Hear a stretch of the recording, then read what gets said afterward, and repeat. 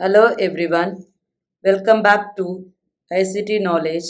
Today we are completing the CBSE Class 11 Computer Science syllabus with three crucial topics: tuples and dictionaries for data structures, file handling for permanent storage, and society, law, and ethics for responsible computing.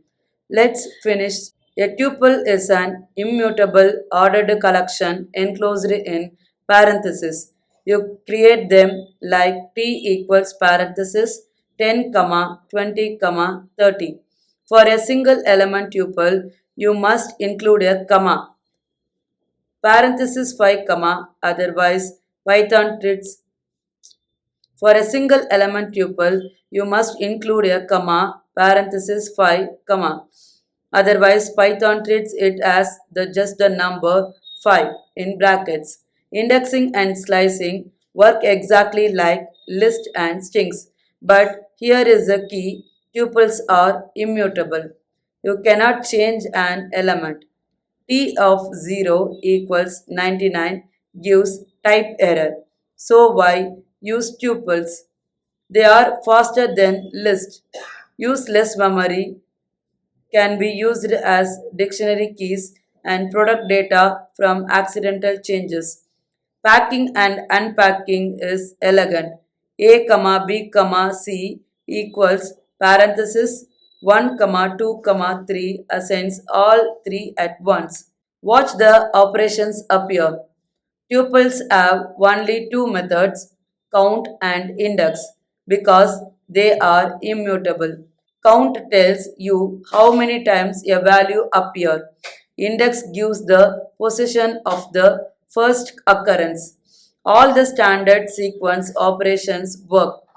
Len for length, max, min, sum, plus for concatenation, star for repetition, in for membership. You can convert between list and tuples freely. Watch the operations appear.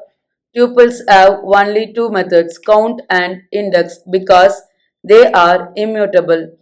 Count tells you how many times a value appears. Index gives the position of the first occurrence. All the standard sequence operations work.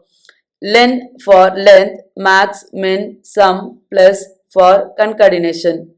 Star for repetition. In for membership. You can convert between list and tuples freely. Tuples of a list of a tuple. Sorted for of a tuple returns a sorted list, not a tuple. The big three-way comparison. Tuple uses parentheses, lists use brackets, strings use quotes. Tuples and strings are immutable. Lists are mutable. Tuple can hold any type. List can hold any type, but strings hold characters only. Tuples have just two methods. List have 11 plus. Strings have 20 plus. Tuples are the fastest. Both tuples and strings can be dictionary keys because they are immutable. List cannot. This comparison table is a guaranteed 3-mark question. A dictionary stores data as key value pairs in curly braces. Keys must be unique and immutable. Strings, integers, and tuples work as keys, but lists do not. Values can be anything, even other dictionaries. Access values using the key in square brackets. But if the key does not exist, you got a key error. The safer way is the get method. It returns none or a default value instead of crashing. You can add new pairs by simply assigning to a new key. Update existing values the same way. Watch the methods appear. Get does safe access, key return all keys, value return all values, item returns key value pairs as tuples. Update merge another dictionary into this one. Pop removes a key and return its value, also useful. Del D for of key to delete. len for count, int to check, watch the methods appear, get does save access, keys returns all keys, values return all values, items return key value pairs as tuples, update merges another dictionary into this one. Pop removes a key and return its value. Also useful. Del D of key to delete. Len for count. Into check if a key exists. Clear to empty. Copy for a shallow copy. For traversal, use a for loop. For k in D iterates over keys. For k, comma, v in D. Items iterates over pairs. Three ways to traverse a dictionary. First, for k in D gives you keys. Access values with D of k. Second, for k, comma, v in D. Items gives both key and value directly. Third, for v in D dot values gives just values.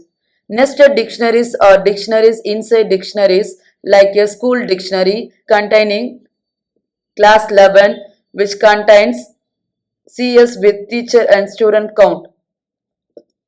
Access nested value by chaining keys. Dictionary comprehension creates dictionaries in one line. X colon x squared for x in range 1 to 6 gives you a squares dictionary. The character frequency counter is a classic exam problem. Use get with default 0. Files provide permanent storage. Data survives after your program ends. Watch the file modes appear. R for reading, this is the default. W for writing. Warning, this overwrites everything. A for appending, safety adds to the end. R plus for reading and writing. RB and WB for binary files. The workflow is always open, perform operation, close. The best practice is using the with statement which auto closes the file. Never forget to close your files. Unclosed files can lose data. Three ways, three ways to read. Read parenthesis, read the entire file as one big string. Read of 10 reads only 10 characters. Read line reads one line at a time. Each call gets the next line. Read lines reads all lines and returns them as a list. Each line in the list includes the new line character backslash n at the end. Use strip to remove it. When you reach the end of the file, read returns an empty string and read line also returns an empty string. For processing large files, read line is memory efficient because it loads one line at a time. Write mode. W creates a new file or completely overwrites an existing one. All old content is deleted. The write method writes a string, it does not add new lines automatically. You must include backslash n. Write lines takes a list of strings and writes them all. Again, no auto new lines. Append mode A is the safe option. It adds to the end without deleting anything. If the file does not exist, both W and create it. The with statement is the best practice. It guarantees the file closes even if an error occurs. Always use within your CBSE practical exam. Watch the cyber threats appear. Phishing uses fake emails and websites to trick you into revealing passwords or credit card numbers. Malware is malicious software. Viruses attached to files warm self-replicate across networks. Trojans disguise as legitimate software. Spyware secretly monitors your activity. Hacking is unauthorized access to computer systems. Identify theft means someone steals your personal information to commit fraud. Cyberbullying is online harassment. Ransomware encrypts your data and demands payments.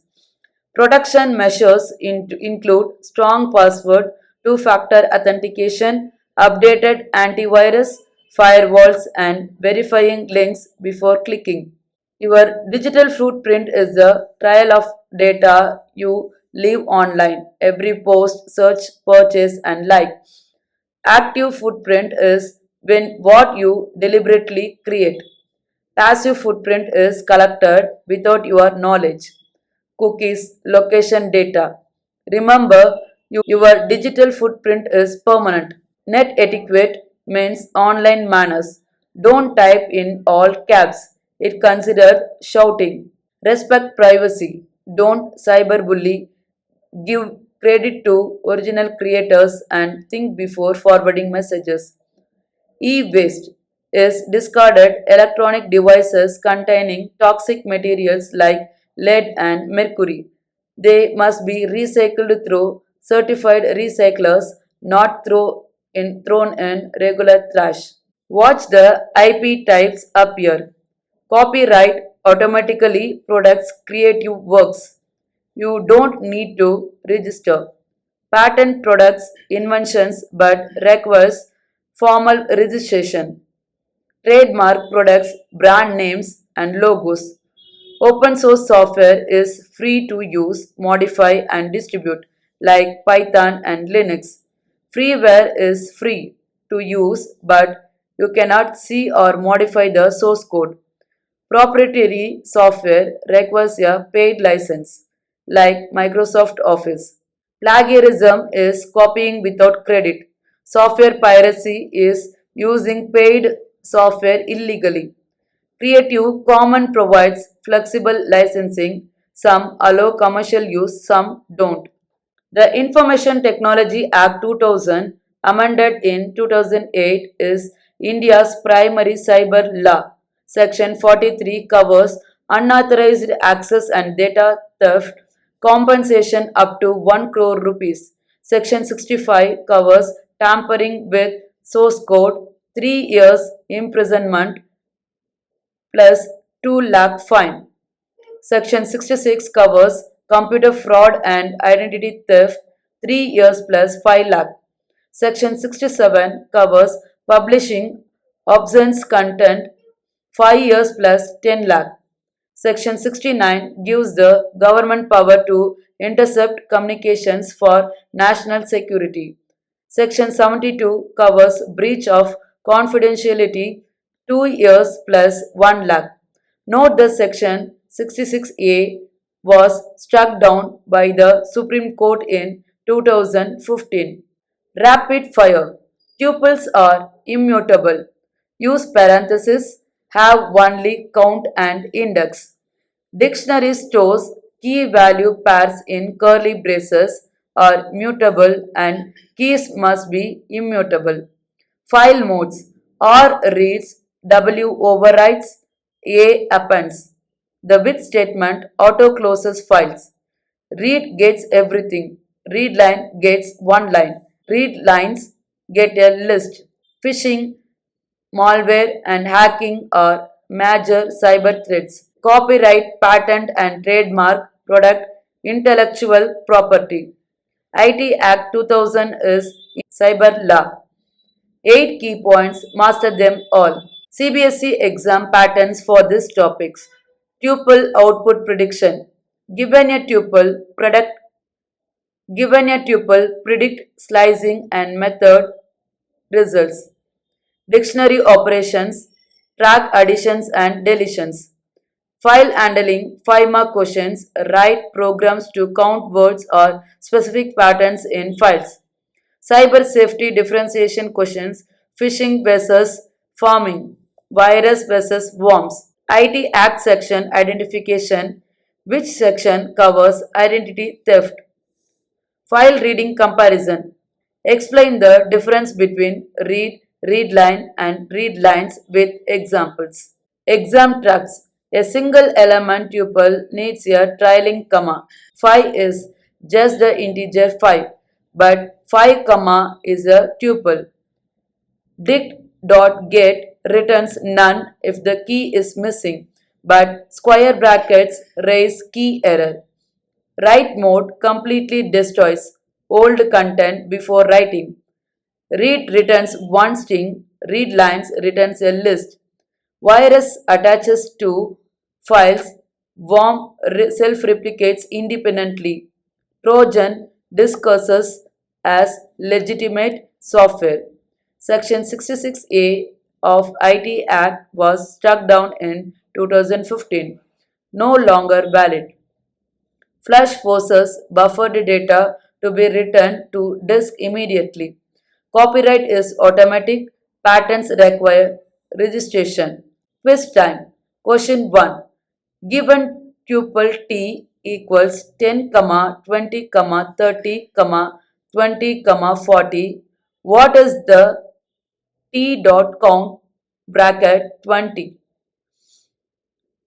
t dot index bracket 30 and t reversed? Question 2.